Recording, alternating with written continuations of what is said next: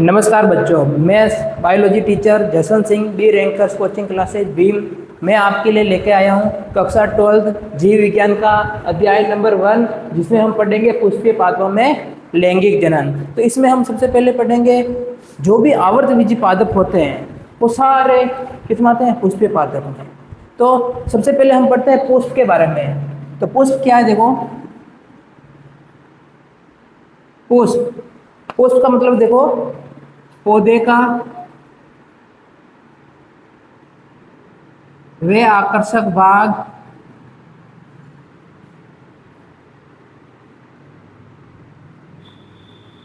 जो कीटों को अपनी ओर आकर्षित करता है।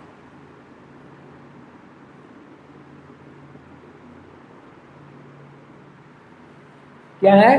पुष्प पौधे का वह भाग जो क्या करता है, कीटों को अपनी ओर आकर्षित करता है तथा परागण व निषेचन कर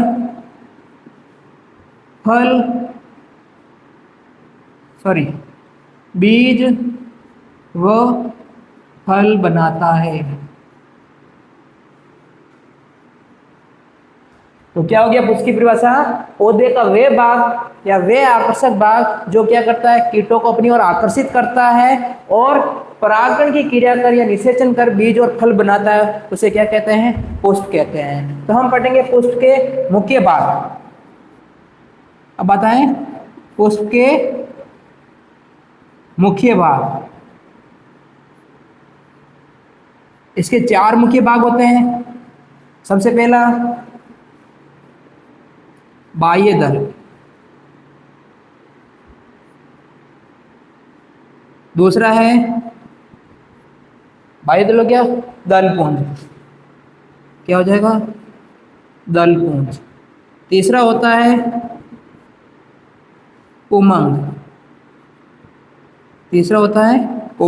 और चौथा होता है जायान। टोटल 4 भाग होते हैं पुष्प के, मुख्य रूप से ये 4 भाग है, बाह्य दल, दलपुंज, उमंग और जायान। ठीक है, तो ये दोनों जो होते हैं, ये दोनों भाग सहायक भाग होते हैं, सहायक भाग, और ये दोनों जो होते हैं, ये दोनों होते हैं मुख्य भाग। आ रहा समझ में? तो पुष्प के 4 भाग है टोटल, जिनमें से 2 सहायक भाग होते हैं और 2 मुख्य भाग होते हैं। अब हम पढ़ेंगे पुष्प की संरचना, है ना।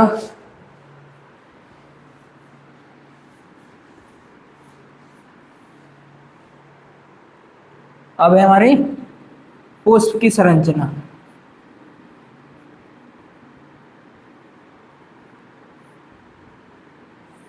अब देखो पुष्प की संरचना में क्या होता है। सबसे पहले जहां पर पुष्प लगा होता है, इस वाले भाग को कहते हैं पुष्पासन।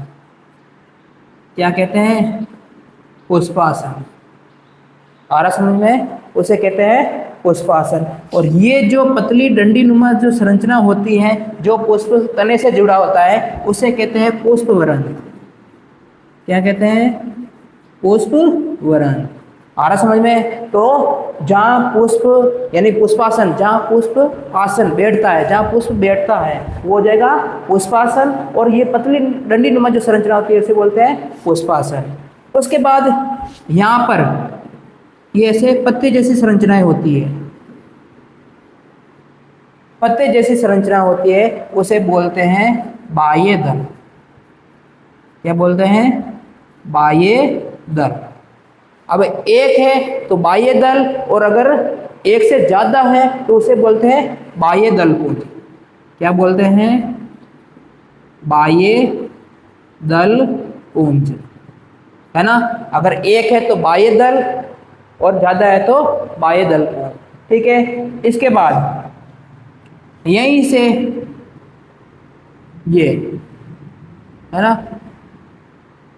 तंतुनुमा संरचना निकलती है और ऊपर राउंड होता है, इसको बोलते हैं परागकोश। क्या बोलते हैं भाई? परागकोश, है ना। ये इस तरह की संरचना होती है। ये पतली डंडी नुमा जो संरचना होती है इसको तो बोलते हैं फिलामेंट या तंतु, है ना। क्या बोलते हैं? फिलामेंट या तंतु। अब यहां देखो, ये जो वाला भाग है इसको बोलते हैं परागकोश। क्या बोलते हैं? परागकोश। और ये जो पतली डंडी होती है इसको बोलते हैं तंतु। क्या बोलते हैं? तंतु। इसको इंग्लिश में बोलते हैं एंथर, और इसको बोलते हैं फिलामेंट। क्या बोलते हैं? फिलामेंट। ठीक है। अब देखो, अब यहीं पर, है ना, अब इसके बीच में सेंटर में ये ऊपर खुला हुआ भाग और पतली डंडी, ये, और नीचे से ये खुला हुआ भाग होता है, ये होता है मादा जन्नांग। क्या होता है भाई? मादा जन्नांग। अब देखो, अब इसके ऊपर वाली जो संरचना है ना, इसके ये ऊपर वाली जो संरचना होती है इसको बोलते हैं वर्तिकाग्र। क्या बोलते हैं भाई? वर्तिकाग्र, जिसे इंग्लिश में कहते हैं स्टिग्मा। ये पतली डंडी होती है, इसको बोलते हैं वर्तिका। क्या कहते हैं भाई? वर्तिका। इसको इंग्लिश में बोलते हैं स्टाइल, है ना। और ये जो फूला हुआ भाग होता है इसको बोलते हैं अंडाशय। क्या बोलते हैं भाई? अंडाशय। इंग्लिश में इसको कहते हैं ओवेरी। आ रहा समझ में? तो ये हो गया पुष्प का मादा जन्नांग भाग, है ना। ये ऐसे कर दो इसको, ये हो गया। अब इस पुष्प के अंदर ही क्या होते हैं, यहाँ पर ये होता है बीजांड। क्या होता है भाई? बीजांड। क्या होता है भाई? बीजांड, जिसे बोलते हैं ओव्यूल। ठीक है। अब यहाँ देखो, इसके अलावा बाइदल हो गए। अब देखो यहाँ पर ही रंगीन पंखुड़ियां जैसी संरचना होती है ना। यही पुष्प का सबसे आकर्षक भाग होता है, और यही क्या करता है? कीटों को आकर्षित करता है। इस वाले भाग को कहते हैं दलपुंज। अगर सिंगल है तो दल, और समूह में होता है तो दलपुंज। आ रहा समझ में? तो ये था हमारा पुष्प का संरचना के भाग, मुख्य भाग। अब यहां देखो, ये तीनों भाग, अंडाशय, वर्तिका और वर्तिकाग्र, ये तीनों क्या कहलाते हैं? मादा जन्नांग। क्या कहलाते हैं? मादा जन्नांग, या इसी को कहते हैं जायांग। क्या कहलाता है भाई? जायांग या स्त्री केसर। ये तीनों भाग इसी के होते हैं, स्त्री केसर। आ रहा समझ में? इसी प्रकार ये दोनों जो भाग होते हैं, है ना, ये दोनों भाग कहलाते हैं नर जन्नांग या पुंकेसर या पुमंग।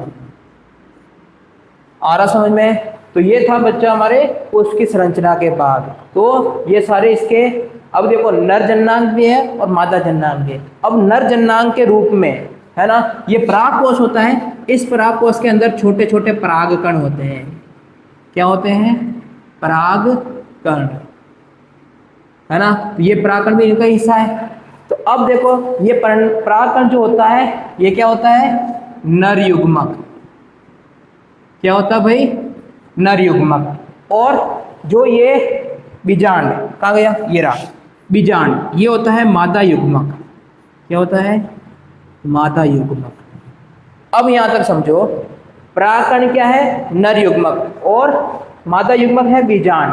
अब ये परागकण क्या होता है? यहाँ से परागकोश से निकलकर कहाँ आता है, वर्तिकाग्र पर। इस क्रिया को कहते हैं परागण। क्या कहते हैं, परागण, है ना। तो अब परागण यहाँ से निकलकर वर्तिकाग्र पर आता है, इस क्रिया को कहते हैं परागण। ठीक है, अब परागण यहाँ आने के बाद इसी परागण से क्या होती है, परागनली विकसित होती है। क्या होती है, परागनली विकसित होती है। और परागनली विकसित होते हुए कहाँ आती है, बीजांड में। अब बीजांड में यहाँ होती है एक तो अंड कोशिका, उसके साथ में 2 शाही कोशिका होती है, इसके विपरीत दिशा में होती है प्रतिमुख कोशिका है, वो भी 3 होती है, ये भी 3 होती है। और बीच में 2 होते हैं ध्रुवीय केंद्र, 2 बीच में ध्रुवीय केंद्रक, बीच में ये अंड कोशिका, 2 साथ में शाही कोशिका, ऊपर भी 3 कोशिका होती है जिन्हें बोलते हैं प्रतिमुख कोशिका। तो अब यहाँ देखो, ये जो नर युग्मक आ रहा है, अब ये यहाँ परागकण से 2 नर युग्मक बनते हैं। एक तो जाके करता है अंड कोशिका, ये रही है ना, तो ये एक परागकण तो अंड कोशिका से क्रिया करता है, दूसरा करता है ध्रुवीय केंद्रक से। इसलिए देखो 2 बार निषेचन हो रहा है, इसलिए इसे दोहरा निषेचन भी कहते हैं, है ना। अब यहीं पर क्या होगी, निषेचन की क्रिया होगी। नर और मादा युग्मक की परस्पर क्रिया को क्या कहते हैं, निषेचन। और निषेचन के बाद क्या बनेगा हमारा, भ्रूण, है ना, सॉरी, निषेचन के बाद युग्मनज, युग्मनज से भ्रूण, भ्रूण से बीज, बीज से फल। तो इस प्रकार क्या होता है, पुष्पीय पादप में जब हम लैंगिक जनन पढ़ रहे हैं तो पुष्पीय पादपों में बीजों का निर्माण हो रहा है, बीज से फल बन रहा है। तो इस प्रकार क्या होता है, लैंगिक जनन होता है पुष्पों में। धन्यवाद।